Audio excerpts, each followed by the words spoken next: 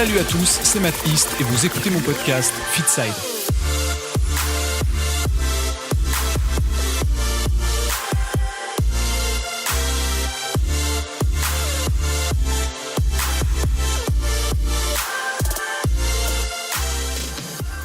Bonjour et bienvenue pour ce 4e épisode de Fitside, le podcast qui traite de nutrition, de sport et de santé.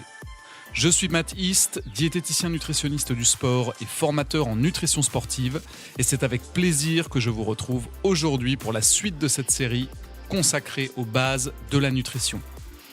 Comme la semaine dernière et encore une fois, je voulais remercier tous les nouveaux auditeurs et ceux qui sont là depuis un peu plus longtemps, bien évidemment.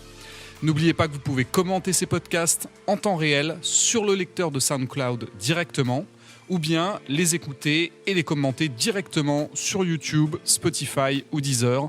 Alors n'hésitez pas à le faire, ça me fera super plaisir.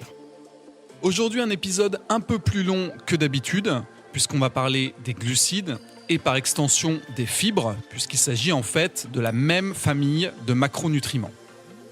Alors ces glucides, vous savez qu'on les appelle plus communément des sucres et que contrairement aux protéines et aux lipides, ils ne sont pas essentiels parce que le corps sait les fabriquer à partir d'autres nutriments.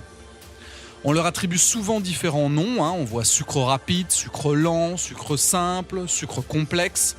On pourrait peut-être commencer par revenir sur cette dernière notion. Pourquoi est-ce qu'on parle de sucre simple et de sucre complexe ?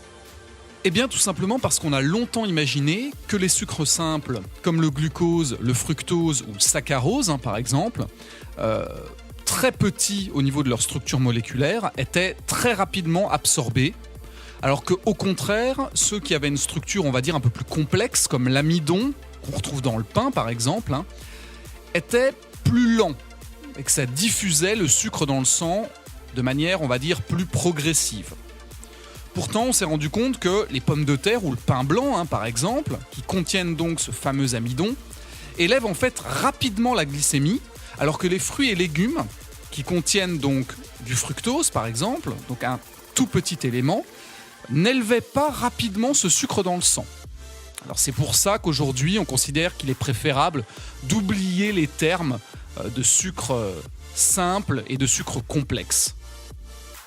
La notion de rapidité ou de lenteur, elle fait plutôt référence à la vitesse d'élévation du sucre dans le sang. Alors en fait, on est en train de parler plus ou moins d'index glycémique, qui est déjà un meilleur indicateur, même s'il n'est pas parfait. Alors l'index glycémique, on va en reparler un petit peu plus loin. Alors concrètement, à quoi ça sert les glucides ? Grâce à leur utilisation, leur catabolisme, c'est le terme que ça porte, ils sont en fait la source principale d'énergie pour l'organisme. Ça, en général, vous le saviez déjà. Il faut aussi savoir que le corps n'est pas obligé de les utiliser dans l'immédiat. Il sait parfaitement les stocker sous forme de glycogène au niveau du foie et des muscles. Donc en plus de leur rôle purement énergétique, ils servent également à d'autres choses. Alors ils ont un rôle de structure des membranes et du tissu conjonctif. Ils ont également un rôle de reconnaissance cellulaire en participant au fameux système ABO des globules rouges, c'est-à-dire qu'en fait ils servent à déterminer votre groupe sanguin, plutôt A, plutôt B, plutôt O, résus positif, résus négatif, etc. Et puis ils ont également un autre rôle, celui de structure dans l'ADN. Puisqu'on l'a abordé il y a quelques instants, je voulais revenir sur la notion d'index glycémique, IG. Alors en fait, qu'est-ce que c'est que cet index glycémique ? Et bien en fait, c'est la capacité d'un aliment à élever le taux de sucre dans le sang. Le taux de sucre dans le sang, c'est ce qu'on appelle la glycémie. Plus cet indice est élevé, plus l'aliment va augmenter rapidement la glycémie. Alors c'est le glucose pur, industriel, qui sert de maître étalon avec un indice de 100. Les valeurs sont toujours comprises entre 1 et 100. Par exemple, le pain blanc ou la purée de pommes de terre ont des index glycémiques qui sont proches de celui du glucose pur, donc qui sont proches de 100. Et bien évidemment, à l'inverse, plus la valeur est petite, plus l'index glycémique est réduit. On va considérer qu'un index glycémique est élevé à partir du moment où il dépasse 55. On va considérer qu'il est modéré autour de 50, 55. Et en général que c'est un index glycémique faible quand il est à moins de 50. Alors vous savez que très souvent on insiste sur cette notion d'index glycémique bas en expliquant aux gens qu'il est préférable d'en consommer au maximum plutôt que des index glycémiques hauts pour préserver sa santé. Alors c'est intéressant de voir que chez le sportif aussi, ça a des avantages de limiter ces index glycémiques hauts au profit des bas et des modérés. En fait, le concept est assez simple, c'est que les mécanismes de stockage et de production énergétique sont en fait gênés par ces index glycémiques hauts qui passent leur temps en fait à obliger le corps à produire de l'insuline. Vous savez, cette hormone qui permet au sucre qui est dans le sang d'arriver dans les cellules. Et puis il y a quelque chose d'autre aussi qui est intéressant, c'est que consommer des index glycémiques bas permet donc, en stimulant moins cette insuline, de favoriser l'utilisation des graisses pendant l'effort et donc tout simplement d'être plus endurant. Et donc bien évidemment vous allez me dire, ok, donc où est-ce qu'on les trouve ces index glycémiques bas ou modérés ? Eh bien ce sont les fruits et les légumes, ce sont certaines céréales ou pseudo-céréales comme le quinoa, le sarrasin, les patates douces, tous les tubercules de manière générale. Vous avez également les céréales de type riz basmati, petit épeautre, kamut, le millet, etc. Les légumineuses, les haricots, les pois, les lentilles. Et puis l'avoine et l'orge par exemple. Alors dans une certaine mesure, leur index glycémique, lui, n'est pas parfait. Enfin, c'est pas une catastrophe non plus.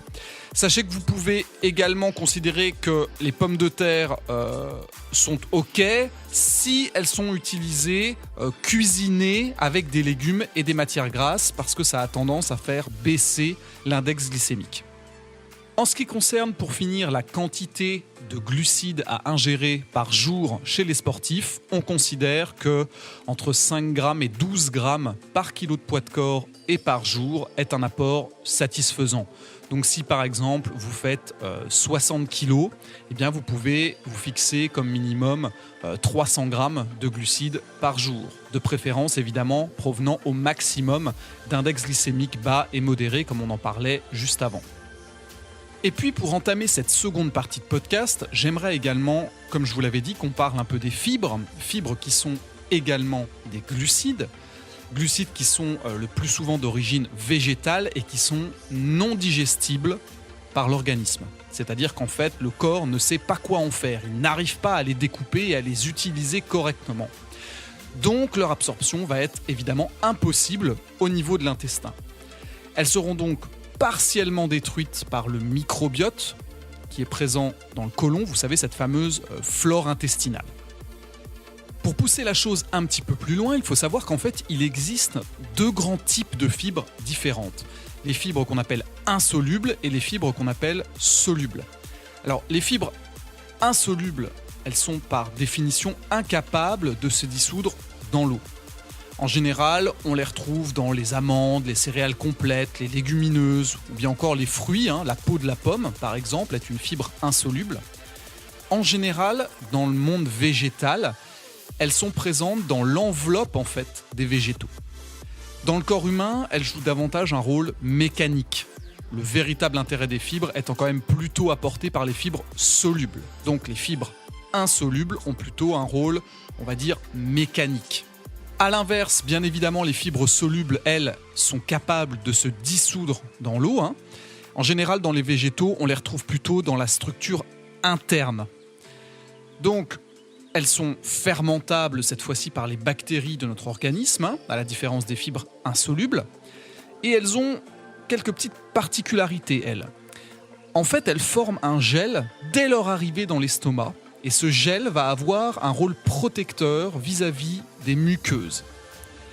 Mais ça va également servir à augmenter le temps de passage des aliments et même à réguler la production de certaines hormones gastro-intestinales qui contrôlent l'appétit.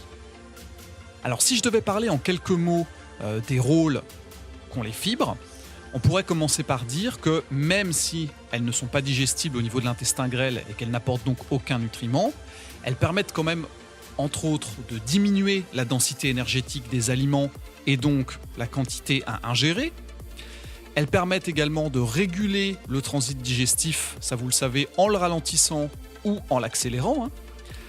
mais également de diminuer l'hyperglycémie après les repas. Donc ça, c'est quand même très important, notamment pour ceux qui sont diabétiques.